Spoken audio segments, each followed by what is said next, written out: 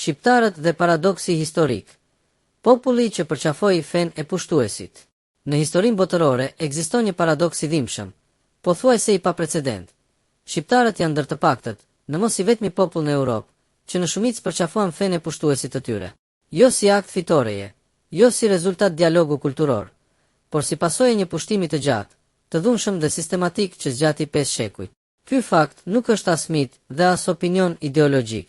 Është realitet historik. Perandoria osmane nuk hyri në troje shqiptare si mike. Ajo erdhi me ushtri, me shpatë, me djegje qytetesh, me masakra, me rëmbim fëmijësh dhe me shkatërim të strukturave ekzistuese politike, kulturore dhe fetare. Islami nuk u përhap si zgjedhje e lirë, por si instrument sundimi, si kush për mbjetesë ekonomike dhe politike. Shqiptarët para pushtimit osman kishin një identitet të qartë europian, të lidhur me perëndimin, me krishterimin dhe me tradita të konsoliduara shtetformuese. Rezistenca e Gjergj Kastriotit Skënderbeut nuk ishte luftë fetare në kuptimin dogmatik, por luftë për liri, identitet dhe mbjetesë kombëtare. Ai dhe mijëra dëshmor derdhën gjakun për të mos u asimiluar, për të mos u zhdukur si popull. Dhe pikërisht këtu lind turpi historik. Pas shekujsh gjaku, rezistence dhe sakrifice, një pjesë e shqiptarëve sot e ngre në piedestal fen që erdhi bashkë me pushtimin. Asnjë popull tjetër europian nuk e ka bërë këtë në këto përmasa. Grekët nuk përqafuan fen e osmanëve. Serbët jo, bullgarët jo, rumunët jo. Ata rezistuan, u shtypën, u masakruan, por nuk e shndëruan fen e pushtuesit në identitet kombëtar. Në Shqipëri, përkundrazi, ndodhi diçka edhe më e rrezikshme se pushtimi. Normalizimi i tij në ndërgjegjen historike. Konvertimi u shndërua nga akt mbjetese në narrativ krenarie. Dhuna u fshi, devshirmja u relativizua.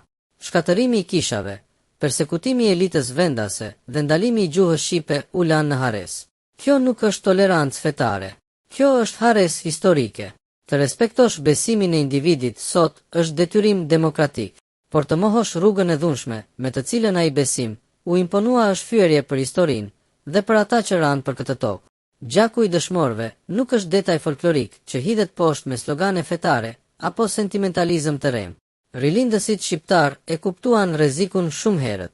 Prandaj thanë qartë, feja e shqiptarit është shqiptaria, jo si sulm ndaj fesë, por si mburoj ndaj asimilimit. Pa këtë ndarje të qartë, Shqipëria nuk do të ekzistonte sot si shtet. Sot, kur shohim shqiptar që e relativizojnë pushtimin, që e quajnë trashëgimi shpirtërore, një fetë imponuar me dhunë, jemi përballë një krize serioze identitare. Një popull që haron se nga vjen, rrezikon të mos di më ku shkon. Nuk kërkohet kthim prapa në kohë. Kërkohet kthim te e vërteta historike.